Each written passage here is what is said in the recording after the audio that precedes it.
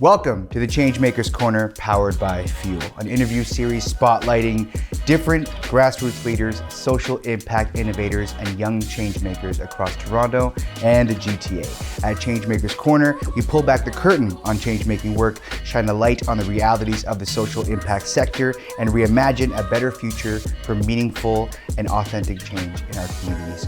Learn more about Fuel at fuelchange.org and on social media at Fueling Changemakers. So today, we have a very special guest, a social worker, a coach, an advocate for mental and physical health in Black communities, and the ED of Gyallivant, an initiative dedicated to providing wellness experiences and excursions tailored to the needs of Black women and women of color.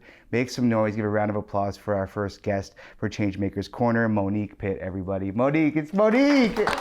It's Monique, we're here. We are here, how you doing? I'm good. I'm excited to be here. Thank you so much for having me. Of course. Thank you for being here, Monique. And yeah, I know we know each other, yeah, but you know, we're just having a real chill conversation. So what I like to say to some people when I have interviews is to like, pretend like these cameras are not even here. You and I are just chatting like any other meeting that we're having before the fuel team meeting or something. So just imagine that it's really casual, and you know, I think that it'll get more comfortable as we go on. So who are you? Who is Monique Pitt? I said some things, but who are you? You said ED, and I was like, oh, I like the sound of ED. Oh, what do you usually refer? Yeah, what do you usually? I just say like founder of Gyallivant, but I like ED. I think I'm gonna run with that. Yeah, because it's the truth. You are the ED, yeah. No, I am a social worker. I've been a social worker for 8 years, a therapist working predominantly with Black women, women of color. You said a coach. I was a coach for quite some time in the school board, supporting Black youth in high school throughout their academic careers. So that was awesome. But ultimately, like outside of like what I do, like who I am is like a proud Jamaican. It's like the thread that runs through everything that I do. And I'm really proud because as we answer these questions, it's cool to see that I've found ways to kind of merge my culture and my passion and like my work together. So yeah. And it's part of you. It's who you are. You know, I think, and sometimes when I ask people that questions, it's always kind of an experiment for me to see like what do they lead with. Yeah. And I like that you brought in your heritage and your background as part of who you are, and that affects everything you do, right? Everything. Yeah. I feel like you're not only a coach, you're not only a social worker, but you're sometimes a Jamaican social worker, and that like affects the way your process is, right? And there was a time where I was like, do I want to be labeled a Jamaican social worker? But the more and more that I do the work, the more that I realize that people are looking for particular people. And I'm like, I might as well be that person because that's who I am, so that they can find me rather than trying to like be someone that I'm not. So yeah, no, that makes a lot of sense, because like sometimes you're not looking for just a coach. You're not looking for just a therapist. You're looking for someone that is going to connect with you on multiple levels, and culture is part of that, you know? Okay, origin story. Origin story. How did Monique Pitt get to this point? What got you here? What's your origin story? So this question is so interesting to me because like, I don't really sit and think about where it all began. But now that you've asked, there are so many childhood memories that I feel like all kind of led up to this point. Like I was talking to my grandmother last week. She lives in Jamaica and she has this big garden outside, and my dad has always gardened a lot. So I was in Jamaica for vacation. I was younger, and there was this flower, like a pink flower. And I was like, grandma, like what kind of flower is that? She's like, oh, like you can use it to make tea, and it's hibiscus. And I'm like, oh, can I eat it? And she's like, you can try it. Like you can if you want, but I ate it. Like, and the thing is like, I like that. I like that I was curious. I like that I was like pushing the boundaries of like, what could I do? And I like that my family has always created space for me to just try. I say try a thing and see how it lands. So that's an early memory. I also remember just being in high school and like, I was never an athlete, not good at it. Like I always tried, but I just wasn't good. And I realized that I needed something to do. Like I was bored at school. So I went to a teacher and I was like, can we have some sort of like club, like just for the girls to like sit and talk and order pizza, probably something. Pizza was the thing. Yeah. But that's also a memory that just kind of shows me like, I pay attention to where the gaps are. And I think when I think about Gyallivant, when I think about Now Fuel, the work that I aim to do and what's got me here is that curiosity and filling in the gaps of where things are missing. And I just love to explore and try new things. So it's all kind of wrapped up to bring me to who I am today. Wow. Yeah, thank you. I can imagine little Monique like setting up like a meeting or like a room for people to just hang out. And it's a testament to who you are now, you know, actually creating spaces for conversation, for connection, for like-minded people to just, you know, relax and build community. Yeah. And I love how it started kind of just by you asking for like a room to have pizza because you don't want to do sports. Yeah, because I'm like, I need to do something here, not just learn. So what is it gonna be? but I think there's an inherent like, you know, like need and kind of motivation to build community. And I feel like that was kind of like shown already at a very young age for you. Yeah. And then the curiosity to try things, you know, which I can see both of those things in you now. Thank you. Yeah. And I talked to my family about like, hey, what was I like as a kid? And they're like, my mom would just be like, oh, you were just always complaining, like miserable. And like, I'm like, no, there has to be another word for that because I don't like the word miserable. Yeah, I know. And my aunt was like, no, it was just inquisitive. Like you were just inquisitive. And then my dad, he's like, yeah, both. Both can be true at the same time. Yeah. But also, I just think that for a long time, like I've wanted to be a leader. Like I wanted to be able to be the person that created the space and got to like say how things will go. And I feel like when you're young and people don't know what to do with that part of you, it could be labeled a lot of different things, especially as a Black girl in a high school or in an elementary school. Like you're just looked at as the bad kid or like the outspoken. Like I was that kid like on my report card where it would say like talks too much in class. And now I'm like, well, I'm talking and it's working. So it's cool to see and how here things, you are now. Exactly. Teachers. Right? Look at them. All right. What was their name? I'm not gonna No. Miss G. This is No, but it's interesting because I'm close to those teachers now, and I think it was just a matter of time where now they get it and I get them. So yeah. Like, what are other maybe obstacles that you've had to face? You know, building this kind of work at a young age. You know, talking about being a young Black woman who's a leader, but also anything else. Like, has it been an uphill battle, or even just in moments? What are some obstacles you've faced growing up doing this? I mean, I'm comfortable saying that I'm a leader now, but. Am I comfortable saying that? Like, it feels weird. Like, I want to be a leader, but at the same time, I always want to stay like relatable. Like, I always want to be a person that other people can feel like they can connect. And like, sometimes there's this thin line between lead the thing and be a part of the thing. So that's like an internal thing that I go back and forth with.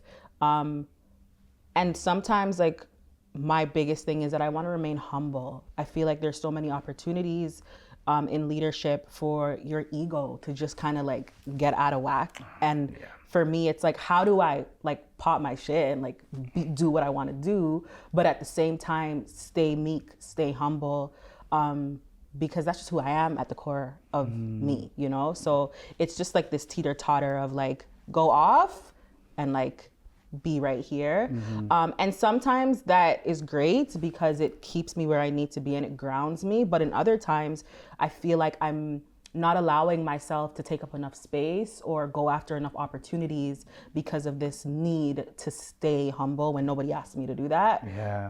But as a Black girl growing up, I've been told so many times in so many different spaces that you're too much, like you're extra, you're doing the most. So now when people are like, no, do the most, be extra, like go off. I'm like, wait, how do I do that? So it's been an interesting journey getting to this point, and I'm still journeying, if I'm honest. There's been opportunities that have come up. They're like, do you want to come like speak at this university? And then I'm like, I could, but I also think that this person, because I'm a girl's girl too, so I'll be like, this person would be better for that thing over me. And they're like, Monique, we're asking you because we want you. And I have to just be like, okay, I'll do it. But at the same time, it's like that imposter syndrome of like, are you sure you want me? Like, am I sure that I can do it? And then I do it and it's fine. But there's just so much of like an internal dialogue that is constantly happening. Yeah, no, thank you for saying that. And I think it's always that balance. I think humility is, in many ways, a beautiful thing, but oftentimes, especially with racialized folks, especially with other people, like it becomes self-sabotaging, where you've had this ingrained humility in you that you're like, I always need to be second to something else, and it gets in the way from actually falling into a role that you were meant for, you know. And so yeah, like, and so dealing with imposter syndrome, I guess, that kind of like going off of that, like, what does that feel like for you? You gave me an example already, like doing a talk in a university and feeling like it's not for you. Are there any other kind of instances where you do experience that imposter syndrome? And if so, like, how do you get out of that? How do you deal with that feeling?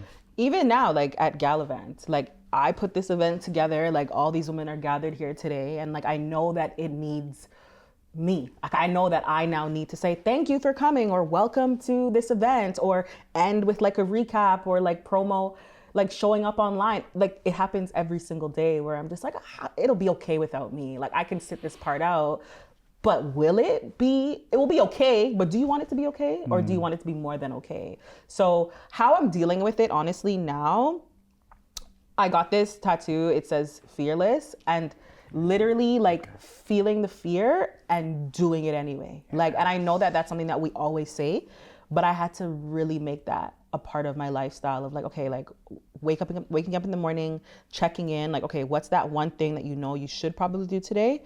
Give it a try. And if it doesn't get done, you give yourself grace, but it needs to get done eventually. So that's how I'm kind of pushing back against that. Okay, so like reminding yourself that sometimes these things, the source of them is fear. Yeah. And overcoming that to kind of put yourself and be in that role. That's so interesting, because sometimes you assume that imposter syndrome can come from like outside sources making you feel a certain way, but also sometimes it's kind of just purely internal. Yeah. And like maybe I am just scared of being there. There's no one around me saying that I shouldn't. If anything, they're asking me to. Exactly. But I myself am scared of this, and so you just overcome it by looking at your tattoo and just reminding yourself. And therapy. Like I have a therapist, and like, what are you scared of? Like, and really going deep and like figuring it out, and daily like making the steps towards doing something different than what I want to internally do. And so when you've done that digging, just out of curiosity, have you found kind of like maybe some sources of that feeling, of that fear? Like what are, have you dug in and be like, and you tell me if this is getting a little too personal. It's personal, but we can go there. Yeah, no, okay, it's good. all right. I feel like we have one life, and I am so set on like wanting to live it to the fullest. And like, if I have an opportunity to do something, I want to do it at the best that it could be done. And I feel like there's a lot of pressure that comes with that. So then because of all the pressure, then I'm like, I get scared to do the thing. And then it's just like, okay, do the thing, but you're scared. Like, it's just, whereas just like, okay, stop with all the thoughts and just do the thing. But no, like my cousin passed around, I want to say 3 years ago now. And when she passed, it was like all feet on the gas. Like, you better get this work in. Like, you need to do this, because this is no longer just about you. Like, your staying in the fear is going to prevent like a generation of women from entering into what they need to enter into. So now that I have a perspective that this is not the Monique show, like this is not just about me, this is about my community, this is about my family, that's the drive that I think has kind of allowed me to go a little harder. That was beautiful, Monique. Thank you. And yeah, I think that like, and again, sorry for your loss. And I think that like grief has that way of doing that. And I also lost somebody too about 3 years ago as well. And it was very similar reaction to me. It took me a while for that like kind of drive to fully set in. But once it did, I was just like, yeah, like we're, like, I mean, I'm going to get a little bit cultural here, but like we're going to be ancestors one day. We're part of a lineage. And you're reminded about that when you lose someone, that you're just like, I not only represent myself, but I am part of a whole lineage of people, and I don't want to prevent myself from, like living the best version of my life I could possibly live. And and doing it in honor of the people that we lose and the people that have come before us and the people that will come after, you know? And so I love that that's been kind of something you had to like think about as a driving force to deal with things like imposter syndrome, and to deal with these like moments of second guessing yourself, of self-doubt, is like thinking about the bigger picture. And that's a beautiful thing. And I think more people like, you know, really want to tap into that, you know? Thank you. Yeah. Thanks for saying that. Yeah, of course.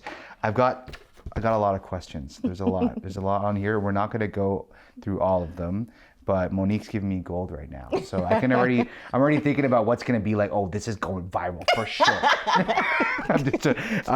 Okay, cool.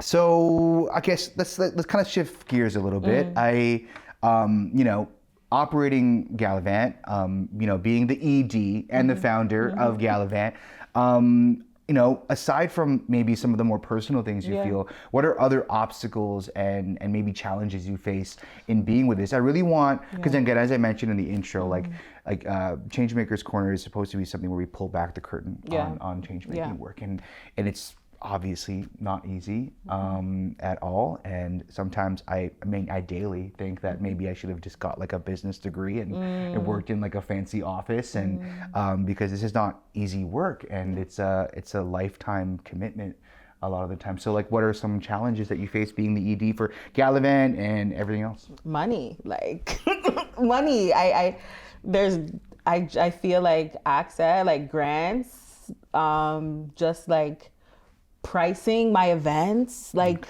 the whole financial space of running Gyallivant is always a tricky thing, because the ideas are there, like endless, but the money to match the ideas without having to charge my community like an arm and a leg, it's just like that tension of like, what should I price this at to show you that it has value, but I don't feel like I'm like this corporate giant thing that's taking away from you, especially because my business is a wellness business. So sometimes there's this tension of like, how much should I charge for wellness when wellness should just be this like accessible thing? So I don't know if that's an internal battle that again, but also external in that like people who have money should be pouring back in to these organizations that are doing like the ground level work, like the grassroots work, because these are the people that are in the jobs. These are the people that are running in different areas of the world. So it's like, why not pour back into the spaces that they live, that they work, that they grow, so that you can see your employees like, you know, like reach their full potential, especially because it's around their wellness. So money has been something. And just like when I started Gyallivant, it was purely out of like, I want to care for my health, and I want to create space for Black women, women of color to care about their health. But like, I don't have a business degree. Like, I don't know much about like anything to do with a spreadsheet, count me out. Like anything to do with numbers, count me out. However, I'm learning now that in order for this thing to be more than just like a passion project and it turn into a business and be a sustainable business, there needs to be a certain level of organization and structure. And that's just not my strong suit. So that has been a hurdle, but thankfully there are other Black women who are great at that. So I have an amazing VA, I have an amazing graphic designer, like I have an amazing team of women around me who fill in the gaps for the areas that I am not strong at.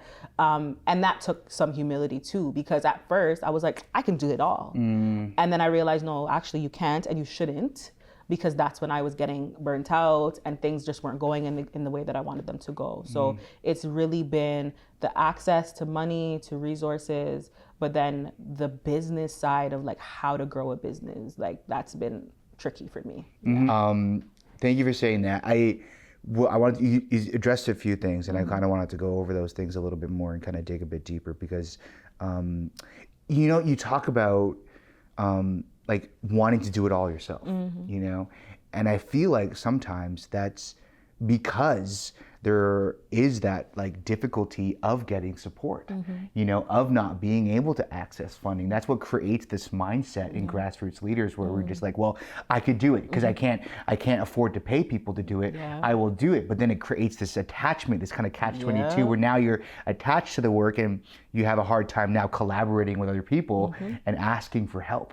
And that becomes this like really like bad cycle of like, I'll do it on my own. I won't ask for help. And now I'm burnt burnt out now, and then you kind of go in this thing. And so, and a lot of the time it's the system that's actually designed to do that. Come on now. Yeah, right? And so that's why I'm glad that you're saying these things, because they're really important to point out. It's not just us. Yeah. Like, it's not just because, we want to do all the work for the glory. There's not that much glory in grassroots work. I'm tired. There's not much glory in it. And I think the system is designed to work against these initiatives because, because they're important and because they don't champion things like productivity or anything like that, but rather wellness. Yeah. You're working against the system. Yeah. Yeah. Like, I'm the therapist that's going to tell my client, like, no, take a day off if you need to. They don't want to fund someone who's telling their people to take a day off because they're tired or sick. What? Yeah. So yeah. Oh my gosh. And then the funding thing, like specifically getting money for your events. Like, again, I get this like rock and a hard place that you're in, where you want to offer services of wellness to Black women, women of color, and you want to make it as accessible as possible. But in the same breath, you have to be supported yourself. Yes. And that kind of like ebb and flow, it's not hard, it's not easy to find a way to deal with these things. And so like, what are you doing for, like, in the money thing? Do you is it the grants? Is it the charging people for your events? Is it all of it? And like, how do you kind of make all of that work? It's all of it, but grant writing, it's a lot. It's a lot of work, and I'm yet to like find someone that can kind of do that as much as I want it to be done. So I'm charging for my events. However, I'm being mindful of like what my community says that they're willing to afford, like they can afford. So like, I'll send out like a newsletter, like there's surveys that go out, like how much would you spend for this? So I'm getting the voice of the people that I'm serving, but also I'm just trying a thing. Like, sometimes I put an event out for a higher price range and I'm like, I don't know if people are going to buy this, but the only way that I'll know is if I put it out there. Yeah. So last week we did like a hike, and it was like one of my higher priced hikes because like I rented a bus and I had snacks for everyone, and I put the tickets out and they sold out. But had I not put it out, I would have never priced something that high because I wouldn't know that community would want it. But community is looking for these things. And I'm also listening to more podcasts and reading more books that speak about like putting a value to what it is that you're offering, because what you're offering is what people need, and like thinking about all the work that's going on behind it. And if you don't put a price tag to that thing, sometimes there's almost like a resentment that's coming up in you, and it's just like, I don't want to be mad at you while you're at my event, so I'd rather charge like a fee that makes sense for you and me, and then I can be the fullness of who I am in this space, and you could feel like I've invested into my health. But then at the same time, free events. Like, not everything is going to be charged. And I've been having a lot of conversations about not everything needs to be charged. Like, there are some walks, there are some runs that it's just like book club. Those are all free events for me, because I'm like, okay, they don't have, if they're not paying, it's okay. They're still accessing community. And when they're ready to pay and they have the means to do so, they're a part of your community now, and later they will pour in financially. I think it's just a matter of recognizing that there can be those ebbs and flows, and that doesn't mean that it's going to be any less sustainable or long, like the longevity won't be there, because there's the up and the down, and there's people who will give more. And then one thing I have learned about Black women is that the ones who have access to give more will give more. Like, I've had so many events where, like for my juniors, where I've had like realtors and like bankers like be like, hey, like I don't have kids, but I want to sponsor a kid to attend this thing. So shout out to all the sponsors for the events, because that has been such a helpful part of me being able to do what I really want to do in the space. Yeah, that's beautiful. And I think like learning to trust your community and like really the one that you've built, and it's a beautiful thing, and they will show up for you. And I think that there's also that balance, and I think what it shows me is that you're very plugged in. So it's like, you know what your community wants. So you're plugged into their needs, and you're offering them as many opportunities as you can, and making it accessible, but understanding it's a range, and some things got to be paid, some things don't. And that knowledge, Monique, in my opinion, is not something they teach you at business school. Okay. That is not what they teach you at business school. We can go take a business class right now, and they're not going to talk about these things, because this is something that comes comes from working in community, from being an authentic kind of community builder with a relationship with your community. And that's how you learn these things. It comes from being there, being around, being on the ground, you know? Yeah, and like therapy is one of the things that I offer that is like higher priced, but I'm not shoving therapy in people's face every day. I'm just living alongside you. I'm at a hike with you. I'm at a dance class with you. And then when you're ready for therapy and the newsletter comes out, you will put 2 and 2 together and then access this thing. So as long as the offerings are there, whoever it's for, they will access it. Yeah. It's truly holistic what you're doing. It really is holistic. You're hitting it from all angles. I try. I really wanted it to feel like that. I wanted it to be a one-stop shop, like a hub. Like anything you need, I will find a way. Like we will find a way. Anything you need, Monique will find a way. So make sure you hit her up and pay top dollar for all of their offerings, unless you can't, and then you can access the freer stuff until you can, and then give her all the money that you have, because you totally deserve it. Okay, I'm excited. We're in it now. You know, we're deep in it. How does it feel? How are you doing? Good. I'm happy to be able to kind of speak about these things. It's nerve-wracking because people don't ask you these questions. You just do the thing, and then you have these conversations with yourself of like, am I doing it the right way? But to hear myself speak about it, I'm like, no, it actually makes sense. It's okay. So it's like I'm speaking to you, but I'm also just like listening to myself speak, and it's helpful. So thank you. I think it's important to say these things out loud because these are mantras and belief systems that are like a reason why you're so successful. And that's partly the reason why I wanted to bring you in, especially for the first interview, because these are things that we at Fuel all see in you. Thank you. And so it's like, even if you don't talk about it often, like we see it in the work you do. It's very clear already. Thank you so much. And I do love the Fuel team for that reason. One of my first interactions with the Fuel team was a grant, which was so helpful because I got to pay my graphic. I want to pay the people that I don't want, they'll do it for free, like they'll do it on a voluntary basis, but I want to be able to pay them. So to be able to pay my graphic designer, that was great. And then I did coaching with Erica, and I always say that changed my life because it was in that coaching space where I was able to have this conversation like frequently. I was able to really be like, no, that's imposter syndrome. Like, you're not actually shy, Mo. Like, that's something else. So thank you to Fuel for all of those moments. That's been great too. Thank you to Fuel. Thank you to Fuel. Thank you. Erica's here is off screen right now. Okay, so the work you do, so important, but you did say burnout. And I kind of want to talk a little bit about that. It's before we get into the final part of the interview. So burnout, which is something that a lot of us face here in the social impact space, even in the media space, Maddie G, right? Doing it all yourself, what you did today. You did it all by yourself, and we all burn out. And what does that look like for you? How do you know when you burnt out? What happens? How do you take care of yourself? Do you get yourself out of it? Have you tried to set boundaries in the future to not maybe burn out the same way you did in the past? Man, so I remember being in uni, and they would always talk about like burnout, like vicarious trauma. I'm like, that could never be me. Like I was like, that was not me. Like I'm chilling. Like I'm always chilling. But no, like I'm just coming out of what I think was like the biggest burnout that I've ever like felt. And the thing is, I didn't fully know I was in it until I came out of it. Because when you're in it, for me at least, like I'm on a high, like I'm like survival mode, like keep going, like don't stop.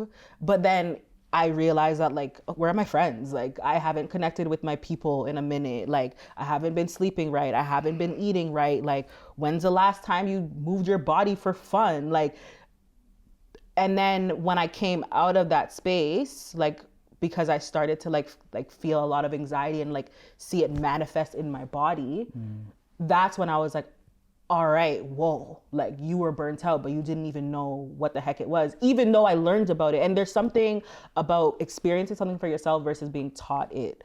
So yeah, burnout for me, like when my mom and my dad say that I get miserable, like that's what that looks like. That's what burnout. So maybe I was burnt out as a baby, I don't know. Yeah, you're a burnt out baby.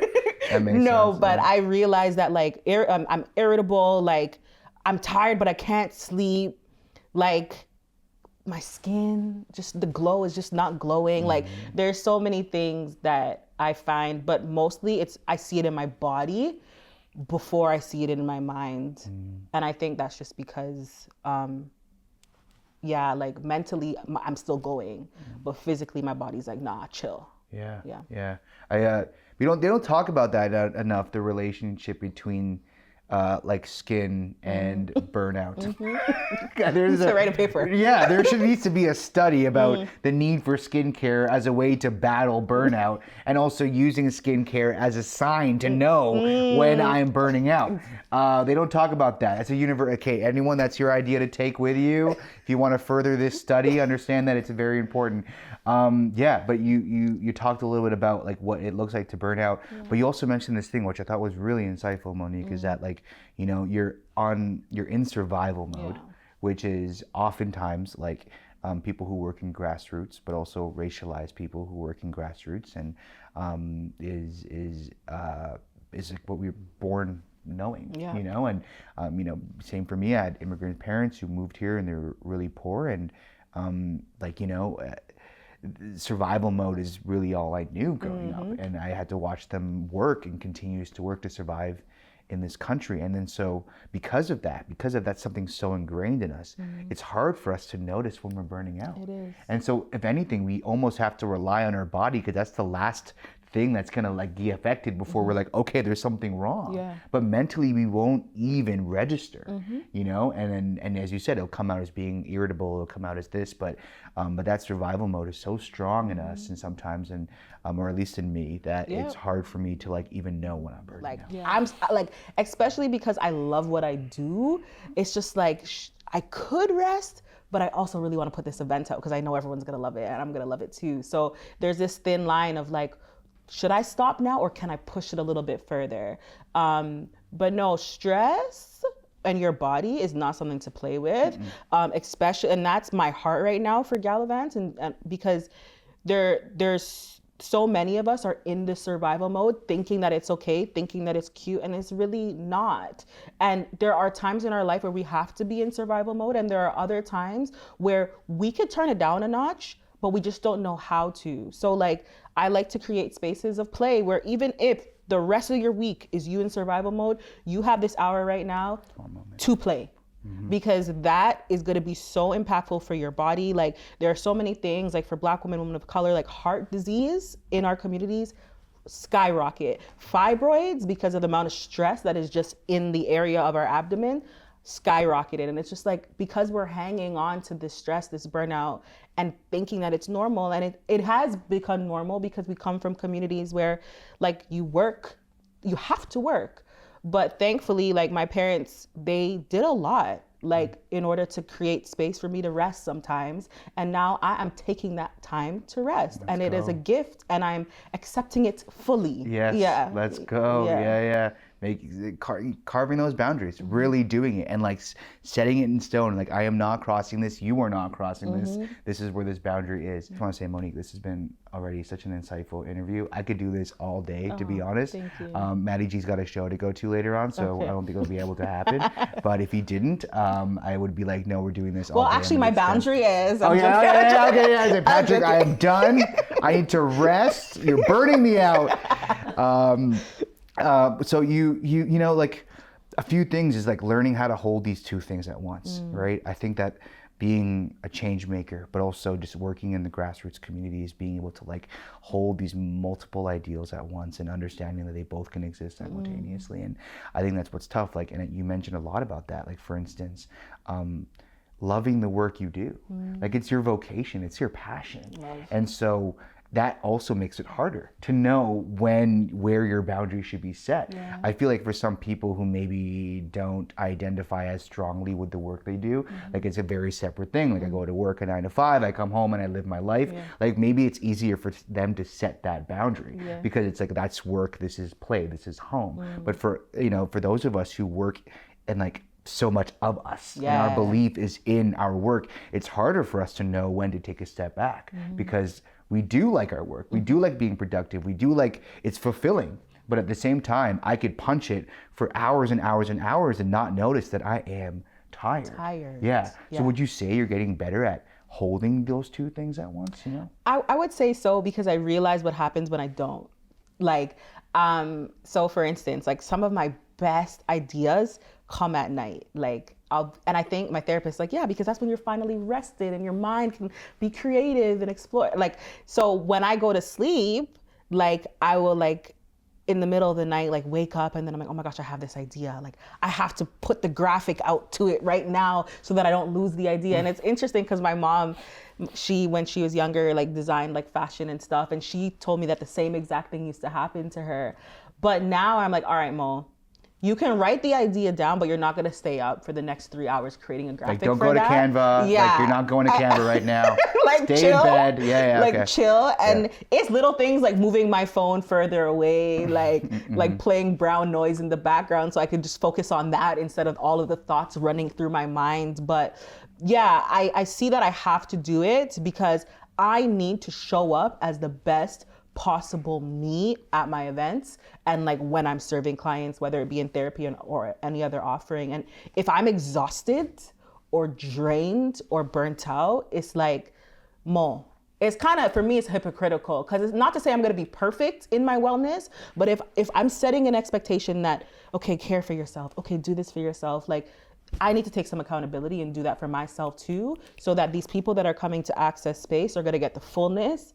And it's almost like I'm a mirror. Like, if I'm not doing it, how can I expect you to do it? So I'm not going to be perfect. I'm not going to lie. Like, there still needs to be some routines that are sorted out. But for the most part, I see the impact of what happens when I don't take care of myself. Yeah. Wow, but you're doing all the things, all the very small but important things, like the brown noise, the moving your phone out of reach while you're on bed, these, like, getting a good sleep, these very small and what seems like very human basic things are things that we forget to do. And it's so interesting that you say like very human basic things because we went on a retreat last week, like 2 weekends ago. Yeah, we did. Yeah. And someone was asking me like, and it's actually come up like 3 times. I'm like, is this a sign? Like people keep asking me, Mo, like, what's your hobby? And I'm like, shoot, like, I don't even know what my hobbies are because I love this work, but it's still work. So now it's just like, all right, Mo, like, get back to you. Like, what are your hobbies? How can you ask other people what their hobbies are when you don't know what your own hobbies are? So I think now it's also like, yeah, like finding space to like learn about the different parts of me. But I wanted to know if the YAC or anyone in here had any questions for Monique before I get to the last question. Yeah. No pressure. Yeah. Maria, what's up? So thank you, Monique, for sharing your story. I think the only question that I might have is, how did you find that connection between like your identity and I guess your passions in a way that transformed your work? Okay, my identity between my identity and my passions that transform my work. Ooh, I love that. Okay, so when I first got into the field of social work, I didn't feel like I fit in at all. But I had some really, really important professors who would be like, no, Mo, be yourself. Like, Monique, be yourself. Like, Monique, be yourself. I'm like, well, can I really talk about rap in like this institution? And they're like, yeah, like you can do it. And I'm like, but nobody else is doing it. Like, but you can do it. And I think that because I felt so like isolated, the only way for me to survive in the space and find joy in the space was to bring myself to the space. So I was like, all right, I want to talk about rap. I want to talk about dancehall music in this university. Like, I want, when there's a potluck, to bring actual food that I like. Like, I don't want to just like bring a patty because everyone knows patty, you know? So I think it came back down to like, that high school me where like I wasn't pleased with what I was seeing, and I'm like, the only way around this is to create something else that you can be pleased with. So now every single thing that I do, it's not always easy. Sometimes I mess it up a bit and it takes me a while to like get into that space, but everything that I do, I make sure that there's a piece of my identity in it, because that's the only way I'm going to continue to be able to do it and do it to the best of my ability. Because if not, I'm being fake and people will call you out. Black women gonna call you out when you're being fake. So yeah.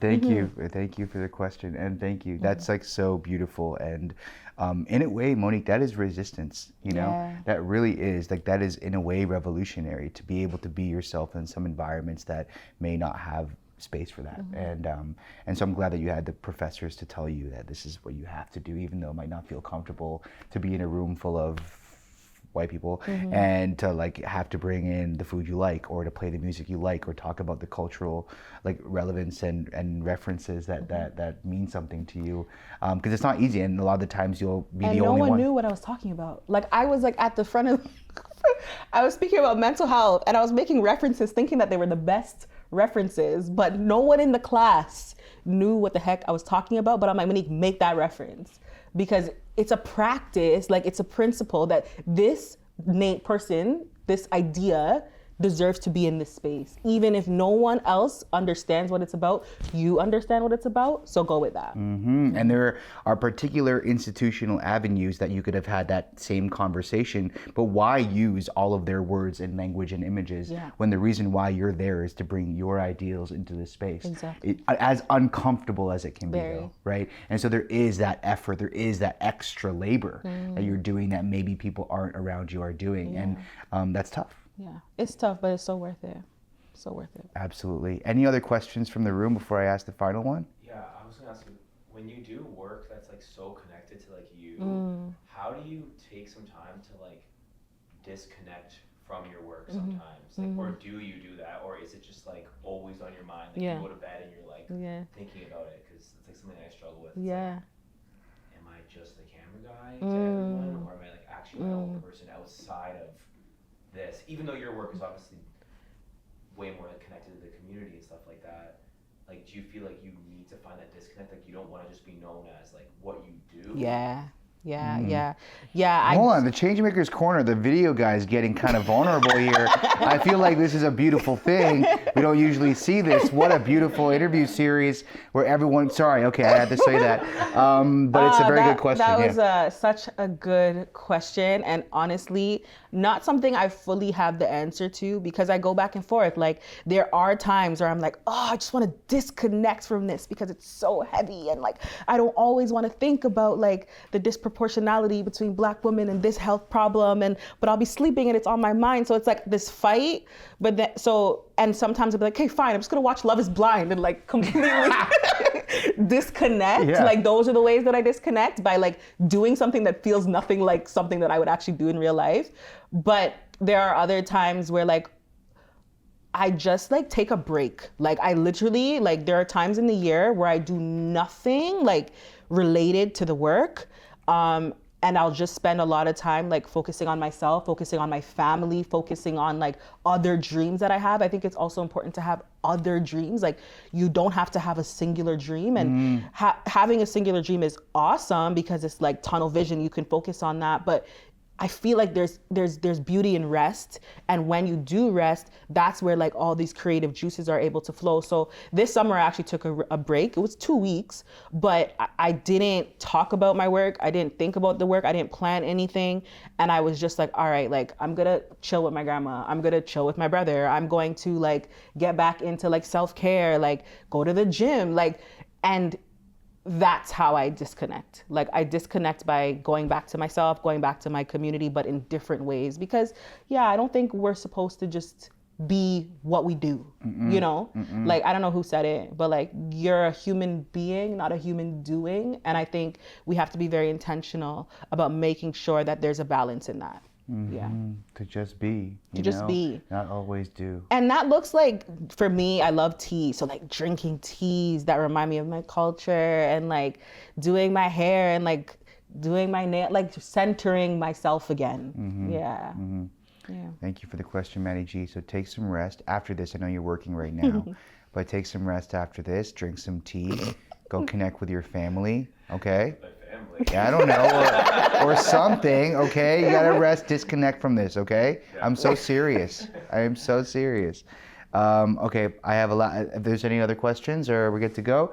Amazing, I have my final question, okay? We spend a lot of time talking about the current landscape and where you come from, but I think a large part of this conversation, and it's really just one question and one conversation, but what does the ideal future look like? You know, what, with all of these issues, with burnout, with the lack of sustainability and funding for grassroots initiatives, for all of these things happening in our community right now. But like, I feel like because of that, we adapt this kind of almost pessimistic language because it's not even all our fault. A lot of it is the system is really making it so that it's that way, that it's so hard and it's a constant uphill battle. But I don't want to keep relying on the system to find the language to speak about this. And so I think sometimes being hopeful and imagining a better future, a landscape that does champion these important things that we believe in is important. You know, so what does the future look like? What is, like, Gyallivant exists in this utopia now where everything's working well, like Monique's making like millions of dollars. I don't know, you describe it to me, but I just wanted to set the tone a little bit. The millions of dollars, yes. Okay. 100%. But also my passion right now is I feel like I've been blessed enough to find this space, to be at this space in my life where I truly feel like I'm living in my purpose. Like, I truly feel like this is more than money. Like, I have been able to find something that wakes me up, like I'm excited to do it. I see its impact on community. I see its impact on people, and I can make money. Like, I love that for me. So if I'm honest with you, like, this utopia would be me and like 10,000 other girls that look like me finding their thing and doing their thing in that fullness and making a bag from it too. So like, I would love to create more opportunity for other people to find their purpose, live in their purpose, and make money from their purpose. Yeah. Okay, look at the camera right there. Tell us about Gyallivant, what maybe things you have coming up, and where we could find you and all the work you do. Okay, thank you for tuning in. You can find Gyallivant on Instagram at GYAL, Gyallivant, LLIVANT with an underscore, or gyallivant.com, or on LinkedIn, Monique Pitt. Thank you so much for having me. If you want to join any of our initiatives, please do. We can't wait to have you a part of the Gal Fam. All right, and that concludes Changemaker's Corner, episode 1. Peace. Thanks for tuning in. Yeah, that's a wrap. We did it. Oh my gosh, that was amazing. Right? Thank you. So good. Yeah, So. it was like a